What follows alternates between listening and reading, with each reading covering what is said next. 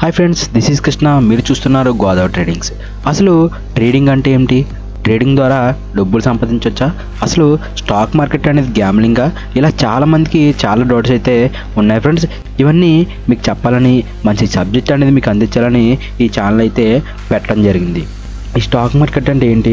ఈ stock market నుంచి అసలు ఏం నేర్చుకోవచ్చు? అసలు స్టాక్ మార్కెట్ నుంచి మనం డబ్బులు సంపాదించవచ్చు అనేది మీకు నేను ఈ వీడియోలో కొంచెం క్లారిటీ అయితే ఇస్తాను.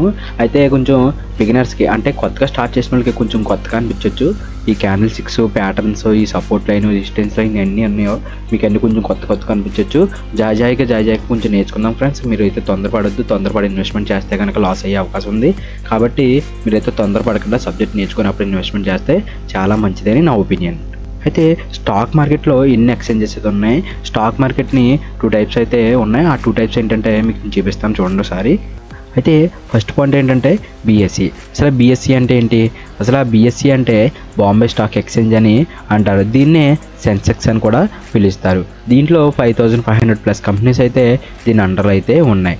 అయితే ఈ 5500 కంపెనీస్లో టాప్ 50 కంపెనీస్, అంటే ఏవైతే ప్రాఫిట్లో ఉన్న టాప్ 50 కంపెనీస్, ఈ టాప్ 50 కంపెనీస్ ఒకవేళ ప్రాఫిట్లో ఉంటే కనుక మార్కెట్ అనేది అప్వర్డ్ డైరెక్షన్లో వెళ్ళడం జరుగుతుంది. అదే టాప్ 50 కంపెనీస్ లాస్లో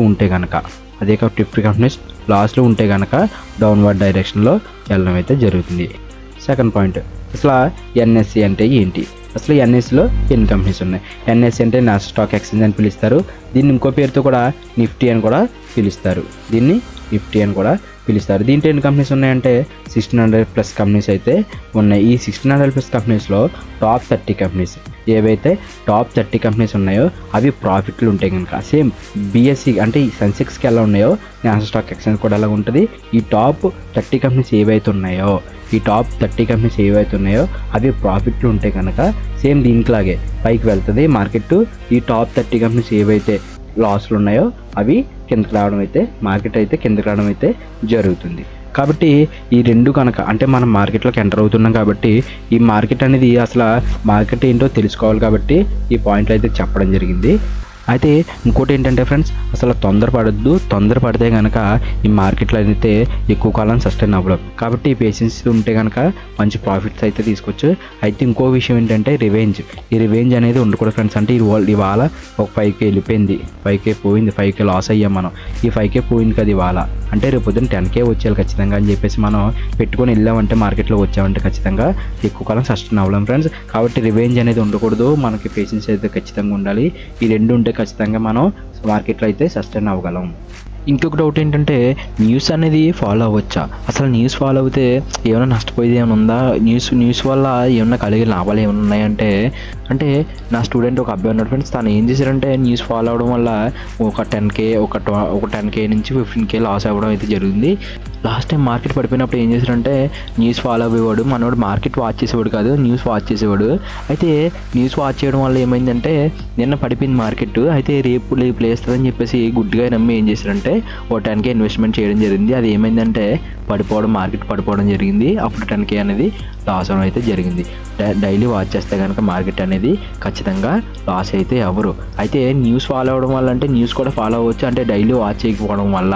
ఒకవేళ డైలీ వాచ్ చేయకపోతే మార్కెట్ అనేది మనకు వాచ్ చేయడం ఒక ఖాళీ లేకపోతే, మనకి ఏదన్నా కొంచెం సంథింగ్ ఏదైనా జాబ్ వల్ల, సంథింగ్ ఏదన్నా వర్క్ వల్ల వాచ్ చేయలేకపోతే కనుక ఖచ్చితంగా మనం న్యూస్ అనేది ఫాలో అవ్వచ్చు. కాబట్టి మీ సబ్జెక్ట్ మీరు నమ్ముకుంటే ఖచ్చితంగా, ఖచ్చితంగా ప్రాఫిట్స్ అయితే తీసుకోవచ్చు.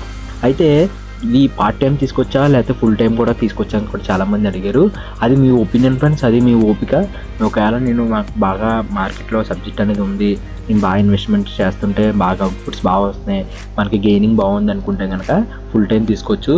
లేదు మార్కెట్ మనం అంతలా ఫుల్గా వాచ్ చేయలేము, మనకు అంత ఓపిక లేదు, మనకు అంత పేషెన్స్ లేదు అనుకుంటే కనుక అది పార్ట్ టైం జాబ్ కూడా కింద తీసుకోవచ్చు.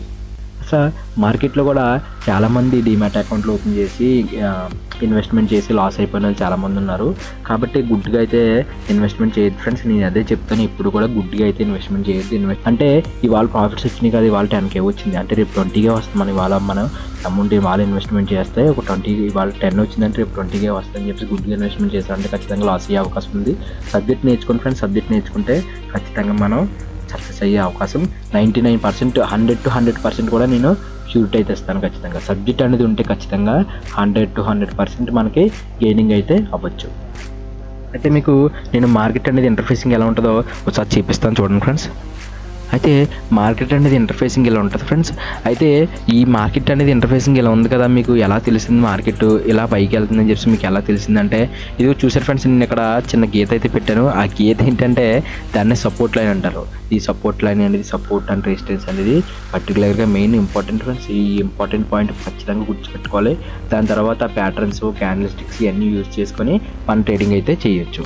అయితే మీకు నేను చెప్పబోయేది ఏంటంటే, ఇదిగో చూసారు ఫ్రెండ్స్, ఇక్కడ ఈ సపోర్ట్ లైన్ ఇక్కడ ఒకటి ఉంది, ఈ సపోర్ట్ ఇక్కడ ఒకటి ఉంది. ఇక్కడ చూడండి ఫ్రెండ్స్, ఇక్కడ సపోర్ట్ తీసుకొని మార్కెట్ పైకి వెళ్ళింది. ఇక్కడ కూడా ఏమైంది ఫ్రెండ్స్, ఇక్కడ కొంచెం సస్టైన్ అయ్యి మార్కెట్ పడిపోకుండా సస్టైన్ అయ్యి పైకి వెళ్ళడం అయితే జరుగుతుంది. చూడండి లైవ్ మార్కెట్ కూడా మీకు చూసుకోవచ్చు. ఇక్కడ మనకి సపోర్ట్ లైన్ ఉంది. ఈ సపోర్ట్ లైన్ వల్ల ఏమవుతుంది, మార్కెట్ అనేది పైకి వెళ్ళడం అయితే జరుగుతుంది. ఇలా మనం మార్కెట్ ద్వారా సబ్జెక్ట్ అనేది నేర్చుకుంటే ఖచ్చితంగా మార్కెట్లో అయితే సస్టైన్ అవ్వచ్చు. ఓకే ఫ్రెండ్స్, మీకు ఏమైనా డౌట్స్ ఉంటే కామెంట్ సెక్షన్లో కామెంట్ చేయండి. అలాగే ఇక్కడ నుంచి మీకు లైవ్ మార్కెట్ ఎలా ఉంటుంది, మార్కెట్లో మనీ ఎలా ఇన్వెస్ట్మెంట్ చేయాలి, ఫినాన్షియల్గా ఎలా గెయిన్ చేయాలి, మీకు ఇక్కడ నుంచి నేను ఈ ఛానల్ అయితే పెట్టడం జరుగుతుంది. అయితే మన ఛానల్ లైక్ చేసి ఇన్ఫర్మేషన్ ఎవరికైతే వాళ్ళకి తప్పకుండా షేర్ చేస్తారని మనస్ఫూర్తిగా కోరుకుంటున్నాను. Thanks for watching. Please subscribe.